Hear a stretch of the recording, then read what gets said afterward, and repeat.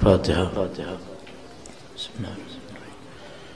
الحمد لله رب العالمين الرحمن الرحيم مالك يوم الدين إياك نعبد وإياك نستعين اهدنا الصراط المستقيم صراط الذين أنعمت عليهم غير المغضوب عليهم ولا الضالين. بار دیگر درود بھیجے گا محمد و آل محمد.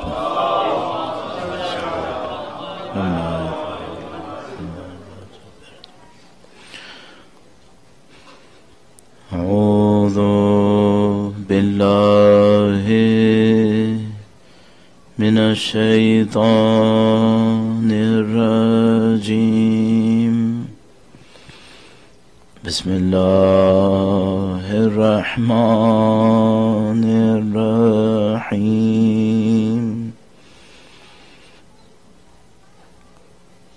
الحمد لله رب العالمين والصلاة والسلام على سيد الأنبياء والمرسلين حبيب إله العالمين أبي القاسم محمد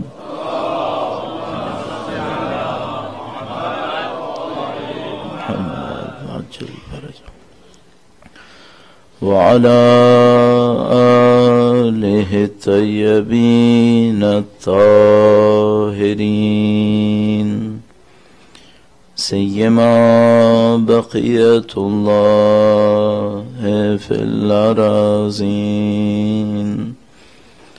قال الله تعالى في كتابه الكريم: بسم الله الرحمن الرحيم. وَلَنَبْلُوَنَّكُمْ بِشَيْءٍ مِّنَ الْخَوْفِ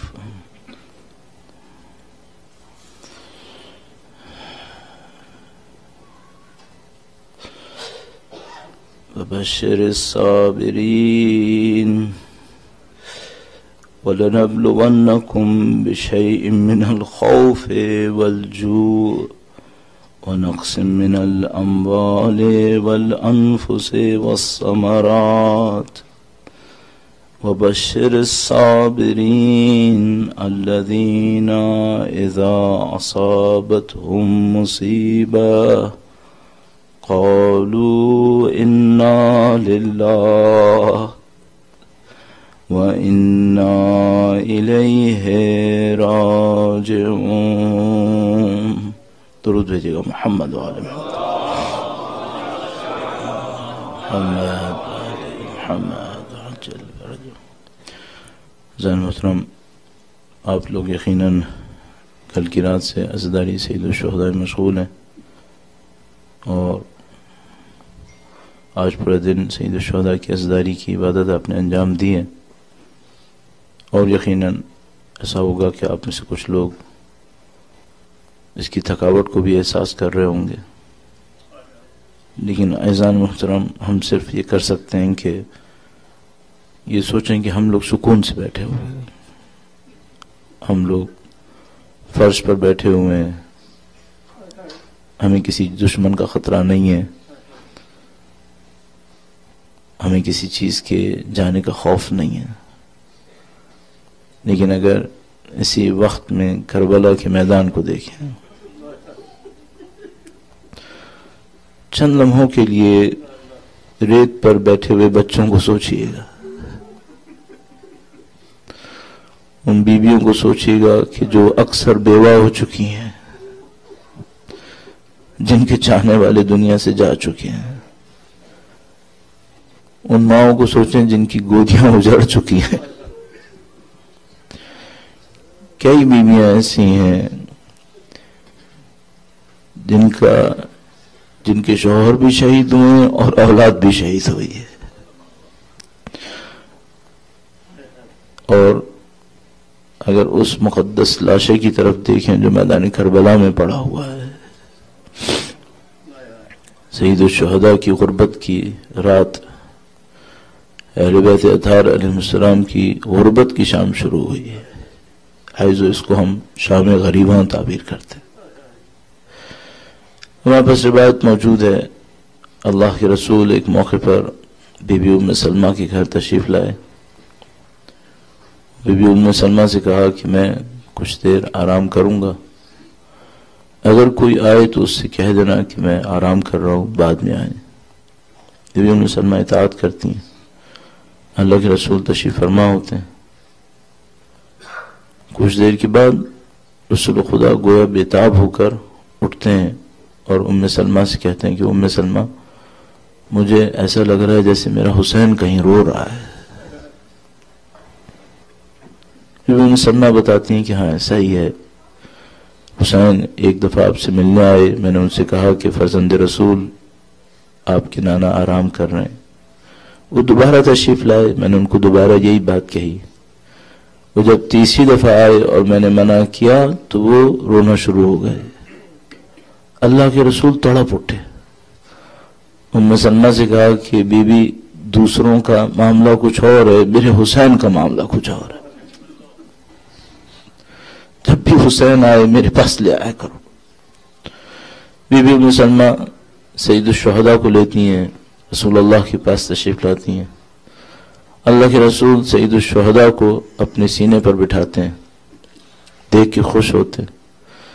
بی بی ام سلمہ احساس کرتی ہیں کہ بچے کے سینے پر بیٹھنے سے شاید رسول خدا کو تنگی ہو رہی ہو، اٹھانے کی کوشش کرتی ہیں۔ اللہ کے رسول امام حسین کو اور اپنے گلے سے لگا لیتے ہیں اور بہت خوش ہوتے ہیں۔ خوش ہوتے ہوتے اچانک اللہ کے رسول رونے لگتے ہیں، گریہ کرنا شروع کر دیتے ہیں۔ بی بی ام سلمہ پوچھتی ہیں کہ اے اللہ کے رسول، آپ حسین کے آنے سے خوش ہو رہے تھے، پھر اچانک آپ نے گریہ کیوں کیا؟ اللہ کے رسول نے ام سلمہ کو روتے ہوئے کہا کہ ام سلمہ، یہ میرا حسین کربلا میں اکیلا رہ جائے گا، یہ سب کو مدد کے لیے پکارے گا، کوئی اس کا ساتھ دینے والا نہیں ہوگا۔ اس موقع پہ ام سلمہ گویا اللہ کے رسول سے کوئی نشانی طلب کرتی ہیں۔ اللہ کے رسول ایک مٹی بی بی ام سلمہ کے حوالے کرتے ہیں اور کہتے ہیں اس کو سنبھال کے رکھو، اور جب یہ مٹی لال ہو جائے تو اس کا مطلب ہوگا کہ میرا حسین شہید ہو گیا۔ ام سلمہ کہتی ہیں کہ میں نے وہ مٹی سنبھال لی، اور دن گزرتے رہے، اللہ کے رسول دنیا سے رخصت ہوئے۔ پھر ایک وقت آیا جب سید الشہداء نے مدینے کو چھوڑا، کربلا روانہ ہوئے۔ ام سلمہ کہتی تھیں کہ جب سے رسول خدا کی دی ہوئی یہ مٹی میرے پاس تھی اور حسین کہیں دور جاتے تھے تو ہم مٹی دیکھتے رہتے تھے، اور جب وہ کربلا کے لیے روانہ ہوئے اور خبریں آئیں کہ مکے سے کربلا گئے ہیں تو بھی فرماتی ہیں کہ ہم ہر روز مٹی دیکھا کرتے تھے۔ فرمایا دن گزرتے رہے یہاں تک کہ عاشور کا دن آ گیا، اور عاشور کے دن کے بعد ظہر کا وقت آیا۔ بی بی ام سلمہ روایت کرتی ہیں، کہتی ہیں کہ ظہر کا وقت تھا اور دل پر پریشانی تھی، اس مٹی کو دیکھتی تھی، یہاں تک کہ کچھ دیر کے لیے آنکھ لگی اور عصر کا وقت آیا۔ فرمایا میں نے خواب میں اللہ کے رسول کو دیکھا، آستینیں الٹی ہوئی تھیں، گریبان چاک کیا ہوا تھا، سر پر خاک پڑی ہوئی تھی اور لباس پر خون کے دھبے تھے۔ اس موقع پر اللہ کے رسول نے خواب میں ام سلمہ سے کہا، ام سلمہ غضب ہو گیا، میرا حسین مارا گیا، میرا حسین مارا گیا۔ عزیزو یہ وہ منظر تھا جو بی بی زینب سلام اللہ علیہا نے طلع زینبیہ سے دیکھا ہے، جب سید الشہداء کے گلے پر چھری چل رہی تھی اور وہ مظلومہ مخدرہ اس اونچائی سے اپنے بھائی کے ذبح ہونے کا منظر دیکھ رہی تھیں۔ جب اپنے بھائی کی اس مظلومیت کی انتہا دیکھی تو سید سجاد کے خیمے میں آئیں، اور سید سجاد سے کہا کہ بیٹا سجاد اپنے بابا کی خبر لو۔ امام سجاد گویا عصا ٹیکتے ہوئے باہر تشریف لائے۔ اب جو گردن اٹھا کر دیکھا تو فرمایا السلام علیکہ یا ابا۔ وہ عجیب منظر دیکھا کہ نیزے کے اوپر اس کا سر ہے جس کو رسول خدا شانوں پر بٹھایا کرتے تھے۔ پہلے ایک سر امام حسین کا نیزے پر گیا، اس کے بعد آہستہ آہستہ تمام شہداء کے سرائے مقدس نیزوں کے اوپر لگنا شروع ہو گئے اور تمام سروں کو نیزوں کے اوپر لگا دیا گیا۔ امام سید سجاد نے اپنا جہاد شروع کر دیا۔ عزیزو، کچھ مجاہدین ایسے ہیں جنہوں نے شمشیر سے جنگ لڑی ہے۔ حضرت علی اکبر شمشیر سے جنگ لڑنے والے ہیں، لیکن مولا سید سجاد وہ مجاہد ہے جس نے زنجیر سے جنگ لڑی ہے۔ تمام مجاہد وہ تھے جن کا کربلا کے اندر خون بہا، اور مولا سید سجاد وہ مجاہد تھے جن کا خون کربلا سے لے کر کوفہ تک اور کوفہ سے لے کے شام تک بہتا رہا۔ شام غریبہ پہ اس مجاہد کا جہاد شروع ہوا۔ اگر میں دوبارہ زیارت ناہیہ کا وہ جملہ استعمال کروں جو وقت کے امام نے مولا سید سجاد کے لیے استعمال کیا ہے تو فرمایا سلام ہو اس پر جس کا گوشت زنجیریں کھا گئیں۔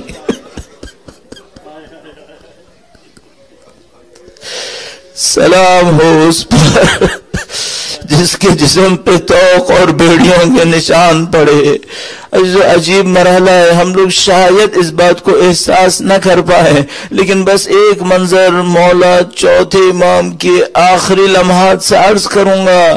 مولا پانچویں امام جب اپنے بابا کو غسل دے رہے تھے تو امامہ اتار کے ماتم شروع کیا۔ کسی نے پوچھا مولا کیا دیکھا؟ فرمایا میں نے اپنے باپ کی زنجیروں کے نشان دیکھے۔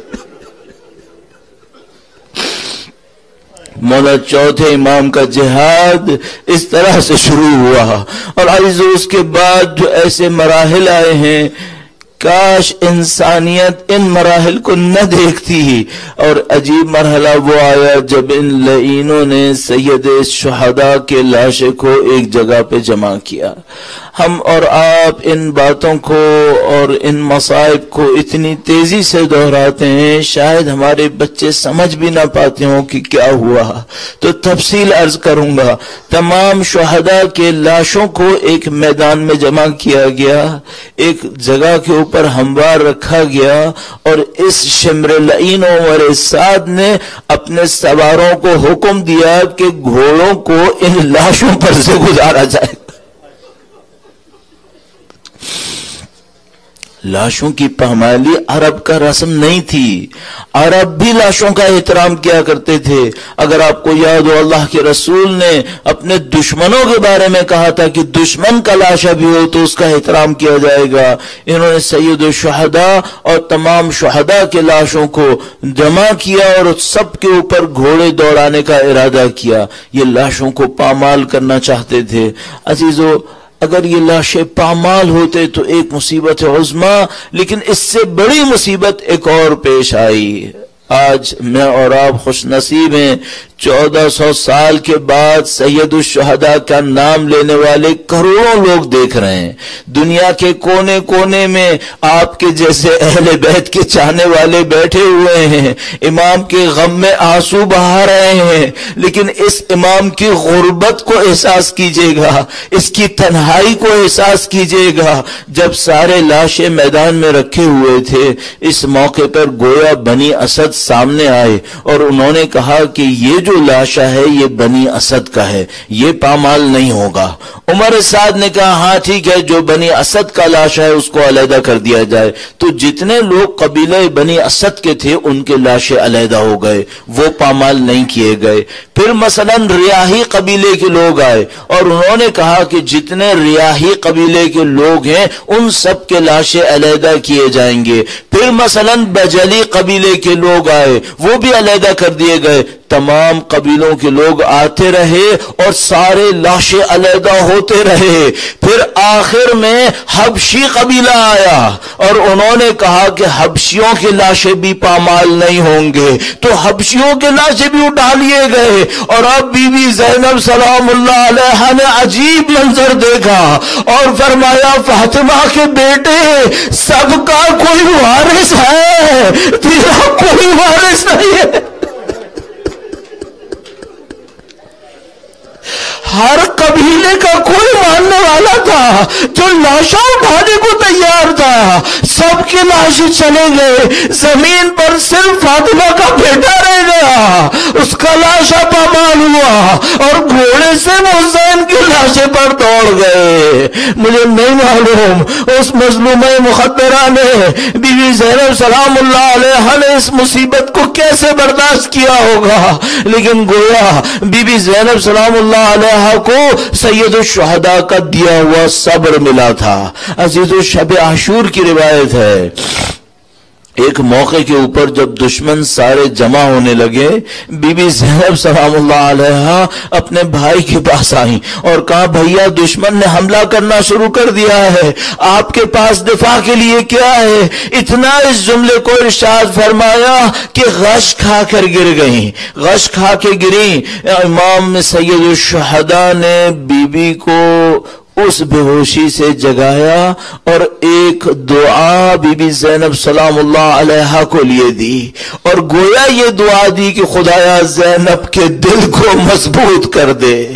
अब जो बीबी ज़ैनब के दिल को मजबूत किया तो वो बीबी जो शब आशूर गश खा के गिरी थी, अगले दिन औनो मोहम्मद का लाशा भी नहीं देखा। उसके बाद 18 भाइयों के लाशें देखती रही और दिल में कभी खुशी नहीं आई। यहाँ के चल्ले ज़ैनबिया पर सैयद शुहदा को ज़िबा होते देखा, पूरे काफिले की इमामत की, लेकिन उनके दिल पर कभी खुशी नहीं आई। अजीजों, शाम गरीबा के ये मनाजिर हैं। उसके बाद अगला मरहला है, नहीं मालूम इस कौम के साथ क्या मुश्किल है कि इसको उस घर को जलाना है जिसको खुदा ने एहतराम दिया है। बीबी ज़ैनब सलामुल्लाह अलैहा ने तमाम ख़वातीन को जमा किया, बच्चों को जमा किया, उन सबको हौसले की तालीम दी। उसकी वजह यह है कि आग लेकर जलाने के लिए आए हैं। एक एक खेमे को जलाना शुरू किया। अब अगर मैं जरा सा रुक कर आपसे कहूं कि अजीजों, ये बीबी ज़ैनब के लिए घर जलने का पहला तजर्बा नहीं है, इससे पहले भी एक दफा हुई है जब लोग घर को जलाने के लिए आए थे। वो वक्त था जब बीबी ज़ैनब ने अपने बचपने में अपनी माँ की निदा सुनी थी, ए फिजा मुझे संभाल। बीबी ज़ैनब सलामुल्लाह अलैहा घर को जलता पहले भी देख चुकी है। अब एक और मंजर आया, घरों को जलाना शुरू किया, खेमे जलना शुरू हुए। बीबी ज़ैनब सलामुल्लाह अलैहा एक मौके पर इमाम सज्जाद के सामने तशरीफ लाई और इमाम सज्जाद से पूछा, इमामत का पहला हुक्म पूछा गया। कहा, सैयद सज्जाद तुम इमाम वक्त हो, बताओ हम आग में जल जाएं या खेमों से बाहर जाएं? और मेरा दिल कहता है बीबी ज़ैनब सलामुल्लाह अलैहा चाहती होंगी कि काश सज्जाद कहें कि आग में जल जाए। इमाम ज़ैनुल आबिदीन बीबी को हुक्म देते हैं बच्चों को बचाया जाए, ख़वातीन को जमा किया जाए और आग से निकलने का बंदोबस्त किया जाए। बस उस मौके पर ये लाइन जमा हुए। अजीजों, आप में से बहुत सारे लोग सादात की नस्ल से हैं, हमें भी ये फख्र हासिल है। जबान पे लाना सख्त है कि उसके बाद क्या हुआ। बस एक जुमला कहूंगा, इससे ज्यादा नहीं कहूंगा। कुछ ऐसा हुआ कि बीवियां एक दूसरे के पीछे झुकना शुरू हो गए।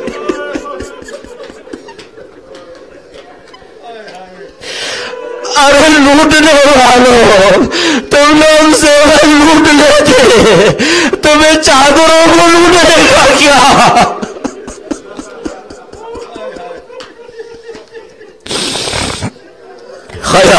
گئے، چادریں لوٹ گئی، بیویاں ایک کے بعد ایک خیموں سے باہر آنا شروع ہوئی۔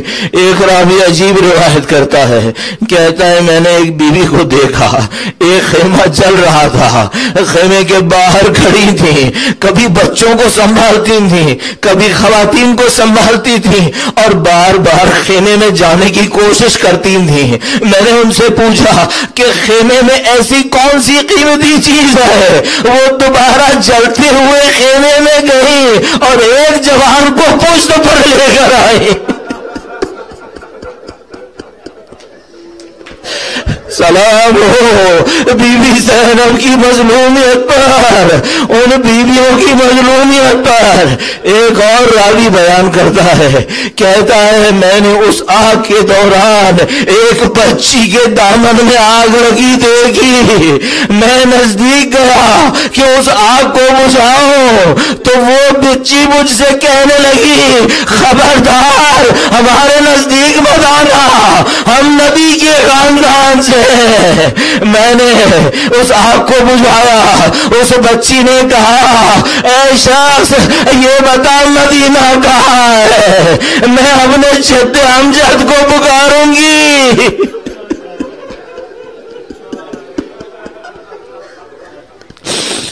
جو سخت لمحہ اہل بیت اطہار کی عظمت اور ان کی مظلومیت ایک ساتھ، اب سارے خیمے جل گئے، اب سارے یتیم جمع ہو گئے۔ بی بی زینب و ام کلثوم نے بچوں کو دیکھنا شروع کیا۔ اب ایک عجیب مرحلہ آیا، ایک موقع پر احساس کیا کہ بچوں کی تعداد کم ہے، گھوڑوں کی بھگدڑ میں بچے ادھر ادھر ہو گئے، بچے شمار میں نہیں آ رہے، اب جو تھے ان کو سنبھالنا مشکل تھا۔ اب بس ایک جملہ اور کہو، کوئی بچی تھی جو اپنے کانوں کو سنبھال رہی تھی۔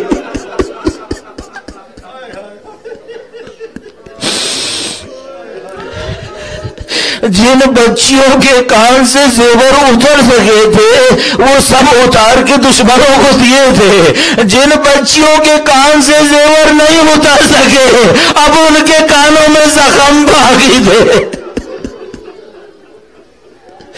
بس بچوں کو جمع کرنا شروع کیا۔ بی بی زینب نے ام کلثوم سے کہا بی بی بچے کم ہو گئے ہیں، بچے معلوم نہیں ہیں۔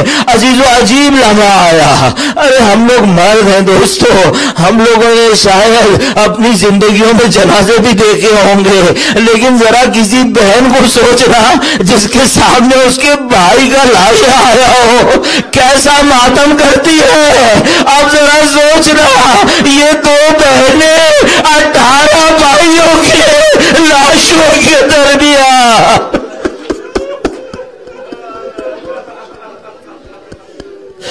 اور کچلے ہوئے لاشوں کے درمیان سے گزر رہی ہے، بچوں کو ندا دے رہی ہے، بچوں کو جمع کر رہی ہے۔ دیکھا جن بچوں کو ڈھونڈ رہی ہے وہ ایک جگہ منہ کے بل لیٹے ہوئے ہیں، دونوں بچے ایک ساتھ ہیں، منہ کے بل الٹے لیٹے ہوئے ہیں۔ کہا خدا کا شکر ہے بچے مل گئے۔ اب جو بچوں کو اٹھایا تو سینوں میں گھوڑوں کے نشان۔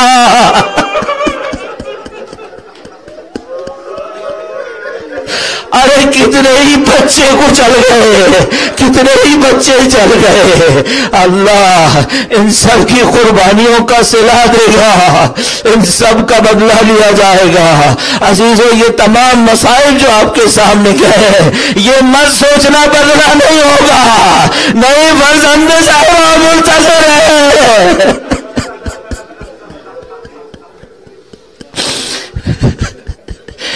فرزند زہرا پردہ غیبت کے اندر منتظر، اور آپ نے اور میں نے آج کے جملے میں بار بار کہا وَجَعَلَنَا مِنَ الطَّالِبِينَ، مثال ہی ان کے خون کا بدلے لینے والوں میں خدا ہمیں قرار دے۔ شاید آج سے 10 سال پہلے ہوتا تو مجھے نہیں پتا ہوتا کہ یہ بدلہ کس سے لینا ہے، مجھے بالکل سمجھ میں نہ آتا. لیکن عزیزو جس دن میں نے وہ سنا کہ ان لائنوں نے کہا کہ ہم زینب کے روضے پر آئیں گے اور روضہ منہدم کریں گے، اور عباس نما جوان دمشق روانہ ہوئے، وہ سب روضے کے گرد کھڑے ہو گئے اور انہوں نے کہا کہ دیکھو 1400 سال پہلے تو تم خیموں تک آئے تھے، لیکن آج ہم سب عباس ہیں، آج تم خیموں تک نہیں آ پاؤ گے. ان جوانوں کی عظمت کو سلام جو بی بی زینب کے حرم کی حفاظت کے لیے کھڑے ہوئے ہیں. عزیزو 1400 سال پہلے ایسا نہ ہو سکا، بی بی کا خیمہ جل گیا، بچے یتیم ہوئے، اور عزیزو ایک وقت آیا، آخری جملات عرض کروں گا، ایک وقت آیا جب ان مظلوم بچوں اور عورتوں کے لیے کھانا اور پانی لایا گیا. ایک روایت کہتی ہے کہ حضرت حر کی بیوہ کو یہ ذمہ داری دی گئی کہ آپ کھانا اور پانی لے کر جائیں. حسب روایت جب حر کی بیوہ سامنے آئی، بی بی زینب نے سب کچھ بھلا کر پہلے اس بیوہ کو تسلیت پیش کی کہ بی بی تمہیں تمہارے شوہر کا پرسا. میں کہوں گا بی بی آپ کی عظمت ہے، آپ کا دل زخمی اور آپ دوسروں کو پرسا دے رہے.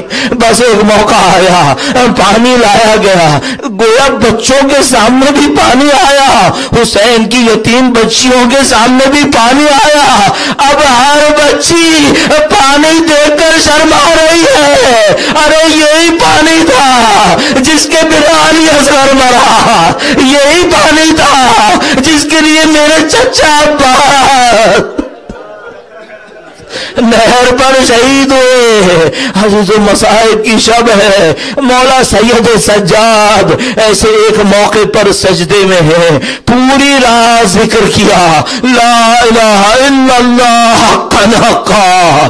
کل کے مصائب شروع ہونے ہیں، اس کی زنجیروں نے اس کے گوشت کو کھانا ہے. پوری رات تیاری کی. بی بی زینب سلام اللہ علیہ پہرے پر ہیں. بس تمام عورتوں کو اور ان مظلوم بچوں کو جمع کیا اور ان سے کہا کہ دیکھو اب جس نے لوٹنا تھا وہ لوٹ چکے، اب ہمارے پاس کچھ نہیں بچا، اب تم سب لوگ سو جاؤ، کچھ دیر کے لیے آرام کرو. اب بی بی کیا بتائیں کہ کل کا دن کیسا دن ہوگا.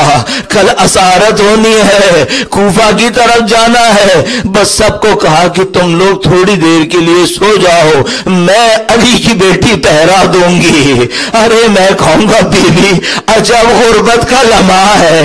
ایک وہ دن تھا جب مدینے سے نکل رہی تھی، 18 جوان شمشیریں کھینچے کھڑے تھے، علی اکبر اعلان کرتے تھے عقیل عرب آ رہی ہے، سب اپنی نظروں کو جھکاؤ. پھر ایک وقت آیا شب عاشور کا تھا جب حبیب ابن مظاہر نے بی بی سے کہا تھا بی بی رات کی مہلت ہم نے نہیں مانگی ہے، ہمیں حکم دے ابھی اپنی گردنیں اڑائیں گے. اب سب ختم ہو گیا، اب بیوی تنہا رہ گئی ہے، اب پہرا دے رہی ہے. گویا کوئی سوار نزدیک آنا شروع ہوا. بی بی زینب نے کہا رک جاؤ اور نزدیک مت آؤ، یہ ساری بیوہ ہے، یہ سب مظلوم ہے، یہ سب لوٹے پٹے ہیں. اور نزدیک آئے، فرمایا اور مت آنا، میں علی کی بیٹی ہوں. اب جو رقام الٹا تو گویا زینب کے صبر کے بندھن ٹوٹ گئے.